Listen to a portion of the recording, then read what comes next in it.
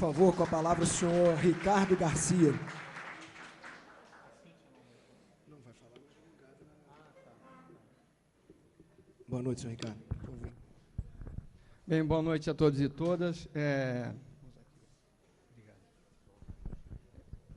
Meu nome é Ricardo, eu sou biólogo, minha área de especialização é gestão ambiental.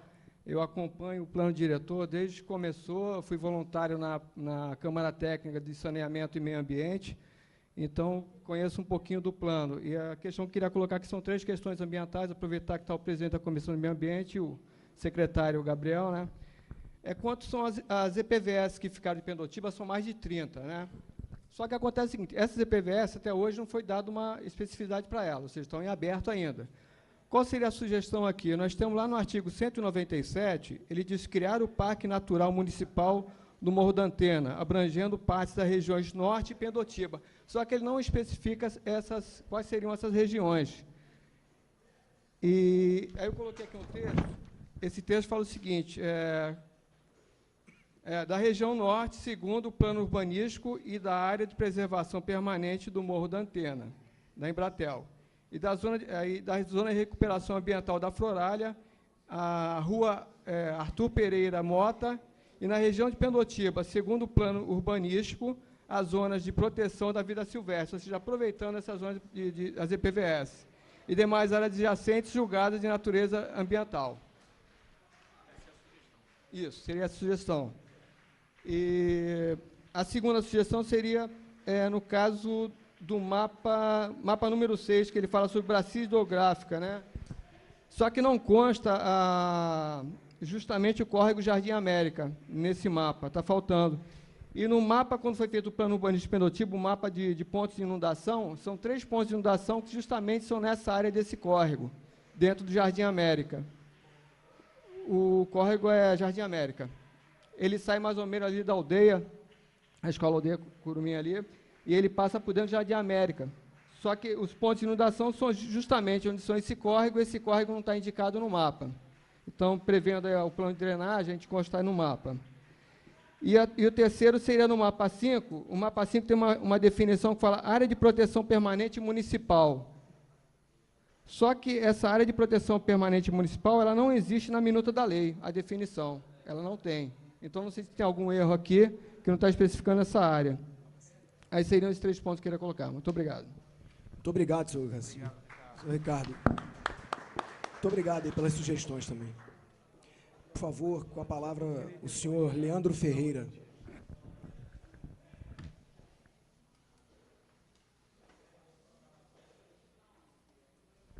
Boa noite, senhor Leandro.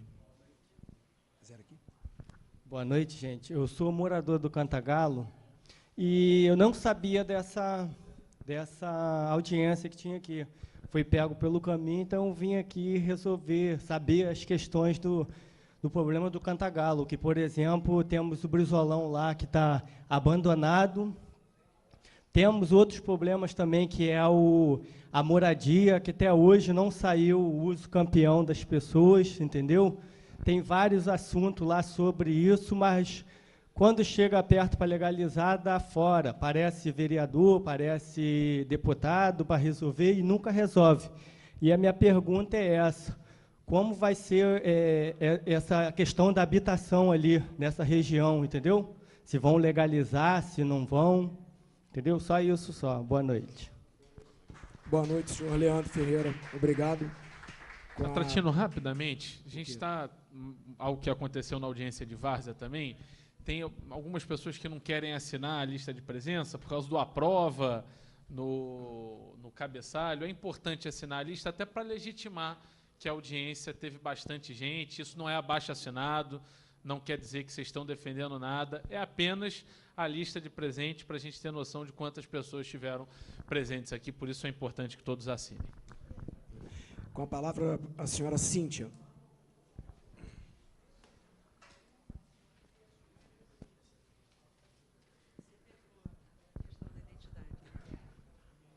Boa noite.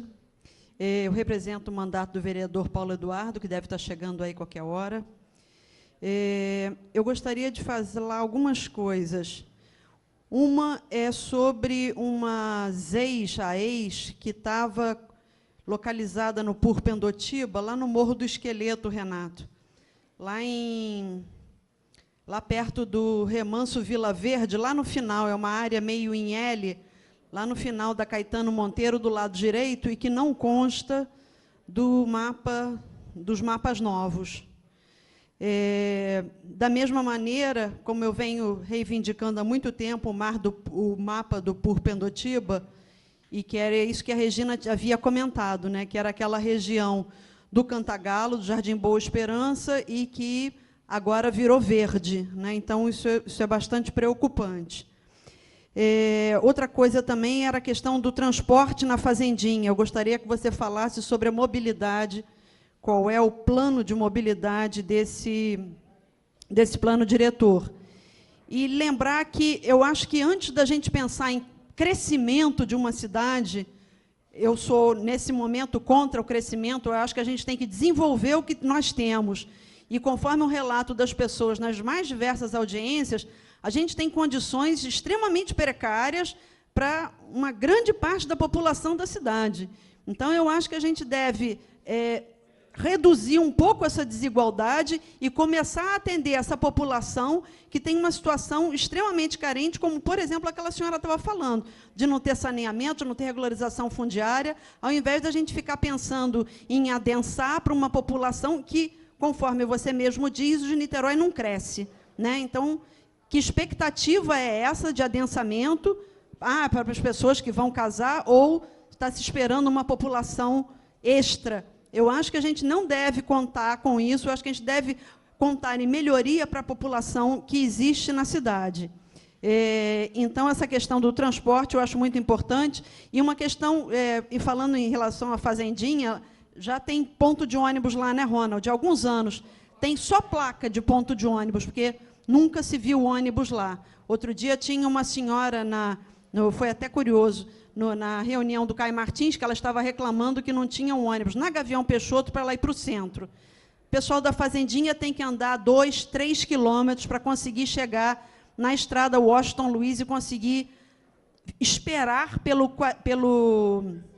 36 ou pelo 52, porque não existe transporte dentro da região. Então, assim, a questão de mobilidade lá dentro é extremamente séria, e nós estamos falando de melhorias para quem já tem uma porção de coisa.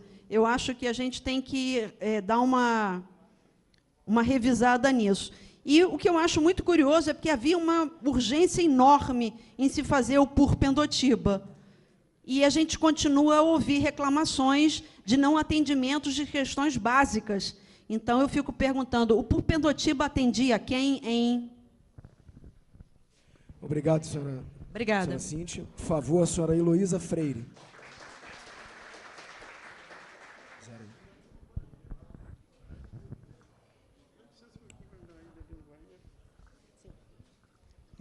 Boa noite a todos e a todas. Eu sou Heloísa, eu trabalho com a professora Regina também na UF.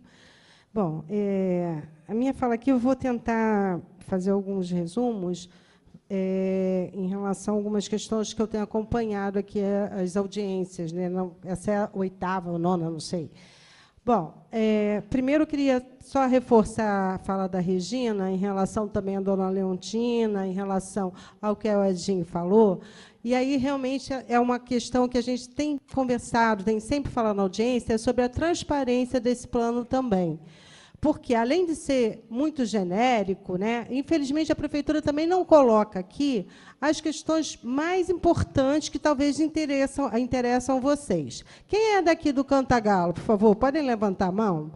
Pois é, olha só, essa área que a Regina falou, que é a macroárea de contenção urbana e recuperação ambiental e sustentável, é previsto para vocês a desocupação total do morro, tá? Do topo do morro. Tá?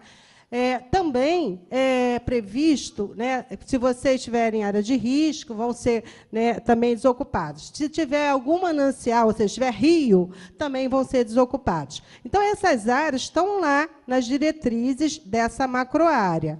Então, vocês, né, ou seja, essas questões não são colocadas aqui quando ele explica essa macroárea. E tem questões muito ruins, né, quando eles descrevem isso. Como também no Largo da Batalha, que a equidade e proteção ambiental também fala da mesma coisa, possibilidade de remoção. Então, acho que, assim, além dele, né, de ser uma coisa muito genérica, né, mas quando marco essas áreas, hoje a gente se preocupa muito mais, porque está claro ali, né, que pode ter remoção. Né? Então, está claro na lei, está escrito isso na lei. E no topo do Cantagalo está escrito na lei que vai desocupar o topo do Cantagalo. Quem mora no topo pode sair. Né? Então, além disso, é uma preocupação e também, infelizmente, eu peço ao Barandier, mais uma vez, que ele descreva melhor essas áreas, conforme está, inclusive, no plano diretor. A outra questão que eu também queria levantar aqui é que teve uma comissão de habitação da Câmara, semana passada, onde a subsecretária de Habitação nos avisou, né, que o projeto Pendotiba, que o Plácio daqui não está, mas onde, né, a grande parte está aí Plácio, a Plácio chegou, está lá. Enfim, a Fátima nos participou de uma boa notícia, né, que aqui a desapropriação feita por Brizola, né, em mais ou menos, a Regina pode me lembrar, mas mais ou menos final de 80, depois os Cruz tinham, né, o Estado tentou sair da posse e não conseguiu. Já chegou no Supremo e a própria secretária de subsecretária de Habitação declarou isso na comissão, que, na verdade, o Supremo deu ganho de causa, né, na verdade, a favor da população, na verdade, também a favor dos Cruz Nunes, porque os Cruz Nunes também já receberam, eles tiraram 100% do valor depositado pelo Brizola, coisa que a gente também não sabe como, porque eles não poderiam, já que estava em processo, eles mesmos entraram com processo, né, em relação à desapropriação. Mas a boa notícia é que o Supremo, né, garantiu a emissão da posse do Estado. Então, ou seja, mais uma vez, né, todas as áreas do projeto Pendotiba, que nós, no NEPU, temos, inclusive, tudo bem delimitado, né, as coordenadas, né, tem que constar no plano diretor. Né, o Largo da Batalha, o Cantagalo, porque o Cantagalo, por exemplo, o Sítio de Ferro é enorme, pega todo o outro lado da estrada, pega a Igrejinha, pega o Mato Grosso, Cocada, pega todas essas áreas, inclusive, ou seja, tem que constar. Né? Fora, a gente continua falando dos vazios urbanos. Mas uma outra questão aqui, rapidinho, eu queria falar sobre... Só um minuto, mas é uma questão importante também sobre o plano de saneamento, que eu estou para falar há algum tempo. O plano de saneamento, gente, como todos os outros planos estão previstos nessa lei, só que não tem prazo. Eu só queria recordar aqui, inclusive, o subsecretário do Meio Ambiente, Gabriel, que esse plano, a gente, desde a Conferência da Cidade, em 2013, no início do primeiro governo do Rodrigo, nós, inclusive, quem coordenou a sessão temática do saneamento do meio ambiente foi, na época, o secretário do Meio Ambiente, que era o Daniel Marques. E nós saímos de lá com uma proposta fechada, inclusive com o senhor Daniel Marques, que o plano de saneamento seria feito em 6 meses. Ou seja, de 2013 até agora, nada foi feito. Né? E eu também queria falar, Gabriel, que, por incrível que pareça, todos os municípios, todos, exceto Niterói, que é o município mais rico da região do leste metropolitano, é o único município que ainda não fez o plano de saneamento. Né? E está dependendo do Estado, que está falido. Ou seja, agora era o Estado. Antes, em 2013, a gente ia fazer. Aí perderam todos os prazos do Ministério da Cidade, perderam todos os recursos possíveis, né? E agora fica nessa informação que o Estado, que está falido, vai fazer. Na verdade, não à vontade. Ou seja, para mim, a Prefeitura, desde 2013, nunca quis fazer esse plano de saneamento. É essa a minha leitura. Né? Porque, desde 2013, a gente está brigando por isso, falando sobre isso. Então, mais uma vez, eu acho que tem que constar essas datas, porque não dá para confiar, né, nessas promessas que vão fazer o plano. Então, não só o plano de saneamento, como o plano de mobilidade, mas isso é só um exemplo para mostrar assim, que realmente só dizer que vai fazer, e se não botar isso na lei, não vai sair plano nenhum. Né? E aqui na região metropolitana, na região de Pendotiba, é pior, né? Que todo mundo sabe que grande parte não tem esgoto. E a água também agora melhorou um pouco, mas temos problemas de água, enfim, temos muitos problemas em termos de saneamento. Agora, uma pergunta para o Barandier, também que eu estou aqui, estou pensando há algum tempo, que é sobre essa densidade. Vou perguntar. Eu queria saber como é que você está fazendo esse cálculo de densidade, Brandir, porque a região oceânica, por exemplo, eu sou nascida e criada aqui, bom, eu tenho muita idade, né? E desde 60, né, toda a região oceânica já tinha sido loteada, né? Meus parentes, amigos já tinham comprado lote lá. Logicamente, ela deu uma crescida na época que abriram essas estradas. Inclusive, Dona Leonidina já morava aqui, eu passava por aqui.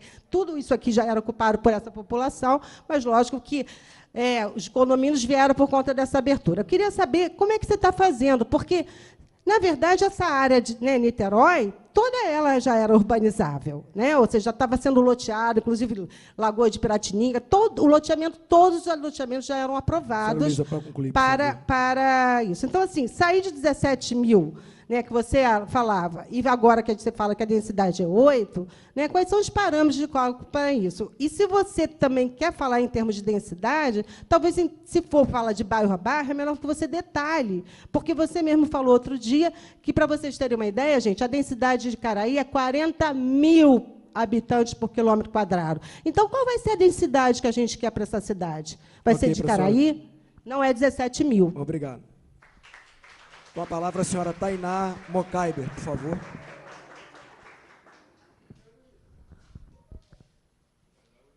Boa noite, senhora Tainá. Boa noite. Meu nome é Tainá Mocaiber, eu sou advogada, sou da Comissão de Direito Ambiental da OAB Niterói e sou mestranda em Direito na UF. Tenho um plano diretor até como meu campo de estudo. Eu tenho uma série de críticas a fazer ao plano diretor, mas, assim, aqui eu nem vou me ater às críticas, eu vou dar sugestões. Eu acho o plano diretor um plano tecnocrático, um plano que não fala quando vai implementar e como vai implementar, um plano que incorpora instrumentos sem avaliar. Mas, assim, a gente tem um Estatuto da Cidade, que ele dá diretrizes para a audiência pública, dá diretrizes para conferências, e eu tenho visto aqui algumas temáticas que são repetidas em todas as audiências. Então, como sugestão, eu dou que a gente faça uma conferência sobre IPTU progressivo, uma conferência sobre regularização fundiária, uma conferência sobre a outorga onerosa do direito de construir. Eu acho que são pontos importantíssimos e que não devem ser deixados de lado. A minha segunda questão é sobre a audiência pública em si, sobre o trâmite dessa audiência pública.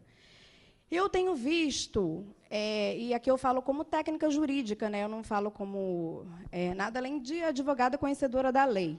Para mim, isso aqui não tem sido uma audiência pública. Aqui tem sido um lugar de escuta do cidadão, simplesmente escuta do cidadão. A gente tem um Estatuto da Cidade que ele é fruto de forte movimento social, de forte luta da população. Ele foi um estatuto que levou 20 anos para sair do papel. Então, se a gente está aqui hoje numa audiência pública, ela tem um poder imenso de direito à cidade da população. É o lugar da população poder modificar o lugar que ela vive. Então, nós podemos modificar eu, vocês, todo mundo, construir um plano diretor juntos. A minha questão é metodológica. Como vamos construir esse plano diretor juntos? Se aqui está tendo uma escuta da população, mas não sabemos como vamos pactualizar, como vamos legitimar o que está sendo escutado. Então, eu já tive em várias audiências, quase em todas, a fala da população e as críticas são muitas. Na semana passada, por exemplo, estava na audiência pública de Charitas. Aí teve uma fala infeliz da pessoa: a gente está aqui em Charitas, vocês estão falando da audiência de várzea. Mas a audiência de várzea aconteceu, foram muitas as demandas, e como vamos solucionar essas demandas? Em que tempo? Aonde? Em que lugar? Né? Então, a minha sugestão é que, a partir do momento, metodológica, teve uma audiência pública, vamos, na semana seguinte, ou 2 semanas depois, trazer a fala da população e pactualizar isso no plano diretor, para que, na próxima demonstração ali na tela, na próxima audiência, a gente veja o princípio da gestão democrática de direito se cumprindo, porque o plano é feito pela população. Então, a gente tem que ver ali na tela a nossa fala, ali na tela como vai ser implementado, porque, senão, é uma audiência pública para inglês ver. Eu creio que o poder público não está aqui perdendo tempo, A gente não está aqui perdendo tempo. A gente não quer um plano diretor que daqui a pouco tem uma série de ações contra ele, que seja inconstitucional, irregular. Ninguém quer perder tempo. A gente quer um plano que funcione para a cidade, que é a cidade de todos. Então, a minha pergunta é muito prática. Eu acho, Barão de Jair, que ainda está em tempo da gente consertar esse plano. Metodologicamente, como vamos fazer a participação popular efetiva? Né? Em que momento a gente vai legitimar a escuta da população? Em que momento a gente vai legitimar? Outra questão, eu percebo que muita gente avança os 3 minutos. Então, se a pessoa avança os 3 minutos, é porque a demanda dela está muito grande. Eu percebi, inclusive, na audiência do Caio Martins, que o Atratino até falou assim, tem mais de 40 pessoas para falar. O pessoal que não conseguir falar, escreve no papel. Eu creio que isso fere a participação popular. Não, se tem 40... não falei isso, não. Falou. Falei que tem a oportunidade de fazer por e-mail, por escrito também. Sim, eu acho que tem que falar ao vivo. E se tem 40 pessoas, a demanda é muito grande, tem que ter uma outra audiência. E se tem... E se a gente está passando os 3 minutos, é porque a demanda é muito grande. Se a demanda é muito grande, tem que se escutar. Então, a minha pergunta é metodológica. Como vamos cumprir o princípio da participação popular? Em que tempo a gente vai ter a fala da população escrita ali na tela, na revisão do plano diretor? Vai ter uma nova reunião? Vai ter grupos de trabalho para isso? Semana que vem, quais são as datas? Porque tem 11 audiências de 11 áreas. A gente tem que ter reuniões dessas 11 áreas. Né? Jurujuba, a questão, por exemplo, da pedreira. Existiu a licença ambiental mostrando para a gente por que aquela pedreira está funcionando? O Hotel Panorama, cadê essa licença ambiental? Eu quero saber cadê essa licença ambiental, por que ela está funcionando? Eu fui no Parque da Cidade, eu soube que saem caminhões a madrugada inteira com muitas árvores. Isso é um absurdo, isso é um crime. Então, assim, eu quero ver essa licença ambiental. Quando eu vou ver essa licença ambiental? A gente tem que ter isso metodologicamente. Vai ter tal dia reunião sobre a escuta da população e aí vai ser cumprido o princípio da transparência, que vai demonstrar aquilo outro para a cidade. Porque até hoje a gente não vê as licenças ambientais no site da prefeitura. Então, assim, não temos mais tempo para perder. É hora de consertar aquilo que está sendo feito de forma errada. O que eu gostaria de ter datas para ter isso efetivado. Boa noite. Obrigado, senhora Tainá. Senhor Paulo Chiadi, por favor, com a palavra. Senhor Paulo Chiadi. Não? Declinou. A senhora Graça Medeiros, por favor. Ok.